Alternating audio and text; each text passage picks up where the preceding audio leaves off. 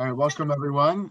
Good afternoon. Hope you're doing well today. It's Thursday. We're going to do a couple of interesting short Rashis, but I think beautiful Rashis on one of the psukim, which is in our Aliyah today, in the fifth Aliyah, in our Parsha of Emor, which continues the theme of the Moadim. This is Parsha Moadim, as I mentioned yesterday, begins in the fourth Aliyah and goes all the way into the fifth Aliyah, which is our Aliyah for today. In the fifth Aliyah, it begins with Rosh Hashanah, as I mentioned yesterday.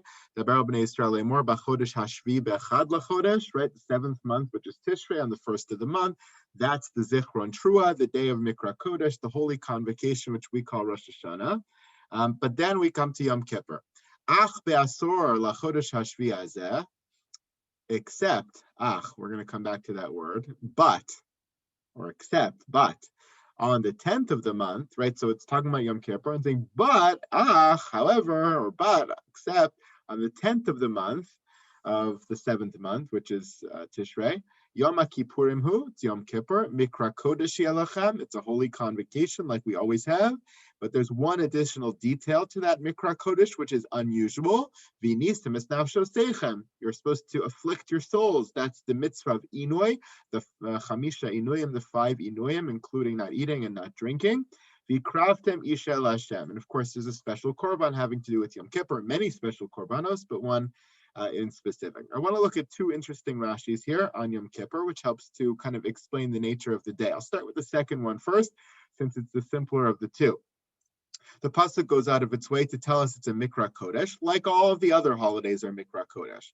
But because of the special circumstance of the rest of the pasuk, v'nisem es nafsho seichem, Rashi has to come to explain how Mikra Kodesh actually manifests itself. Because in the normal way Mikra Kodesh manifests itself, it usually manifests in mitzvah saseh and mitzvah lo taseh.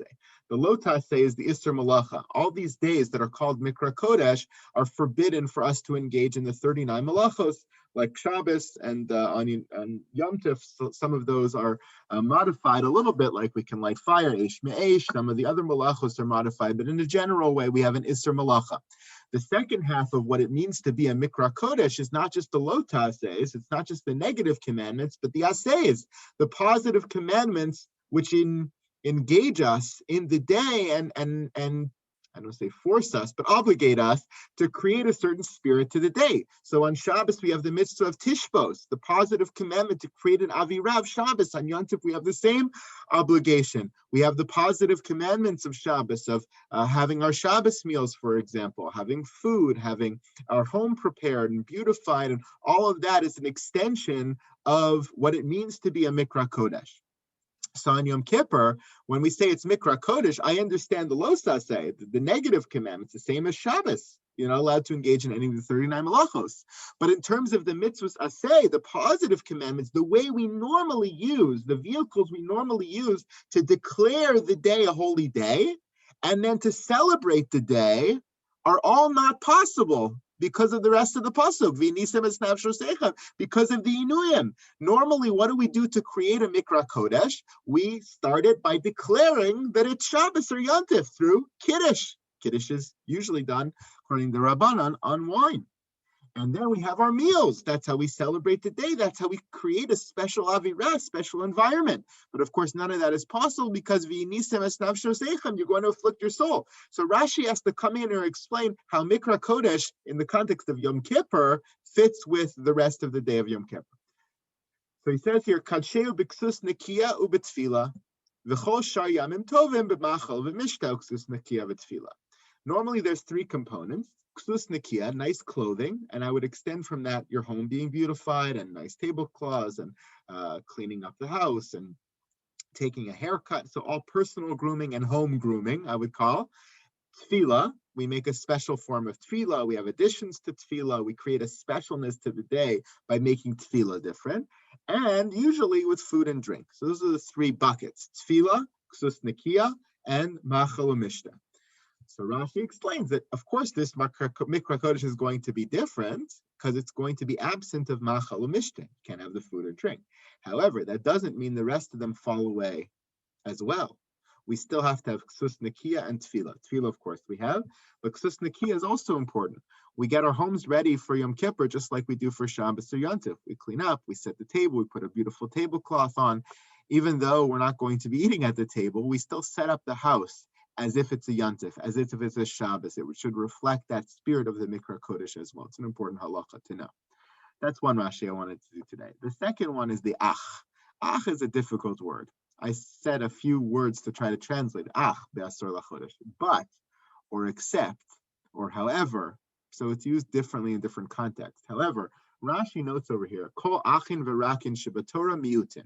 There's a principle in Chazal that anytime you see ach in the Torah, ach is meant to exclude something. So there's a famous limud of this ach be'asor lachodesh, and we talk about fasting on Yom Kippur, but eating on Erev Yom Kippur. So that's a whole limud in of itself. But there's another one which Rashi quotes here, which I think is really interesting because it actually weighs in on a halachic debate between the Tanaim. He says, ach here, which is usually meant to limit something, to restrict something, mechaper hu al hashavim ve'eno mechaper al she'enan shavim. What is this ach coming to limit as it presents us? The Torah presents us with Yom Kippur as a day of Yom HaKippurim, a day of atonement, a day of forgiveness, a day of slicha. So what's the ach coming to limit when we introduce the holiday? So Rashi says it's coming to limit those who do not do tshuva. Those who do not do tshuva don't gain the atonement of the day of Yom Kippur. Now that's not altogether clear. It's a major discussion, the Gemara, between the Tanaim, whether Yom Kippur is mechaper l'shavim or she'enam shavim. Rashi is staking his case over here, a very important claim, which I don't know if that's actually the halacha, and it might depend on the kind of aveira, and that's all spelled out in the Gemara and Yuma. Those of you doing Daf Yomi, when you get towards the end, will find these sugyas as well. But I just found it fascinating, interesting, that even if not from a halachic perspective, just from a textual perspective, Rashi believes that there's something to be said for Yom Kippur only gaining kapara for those who do tshuva, which I think is a natural instinct, and from an intellectual, rational perspective, makes a lot of sense, right? How could the day of Yom Kippur offer slicha mechila for those who are not sorry, for those who do not engage in the process of trying to better themselves? Why would God come and give them atonement or give them forgiveness? On the other hand, not from a rational perspective, but from an emotional perspective and from an emunah perspective, a belief perspective, we might argue the opposite. We might argue like the other Tanaim who say that God recognizes that as fallible human beings, we won't always be capable of raising ourselves to the level of tshuva. And sometimes we need a spark from the outside. Sometimes we need pure forgiveness from HaKadosh Baruch Hu as a chesed from HaKadosh Baruch Hu, so that it gives us a clean slate to be able to begin anew, to be able to start from scratch, with the hopes that maybe through that process we'll come to do tshuva as well.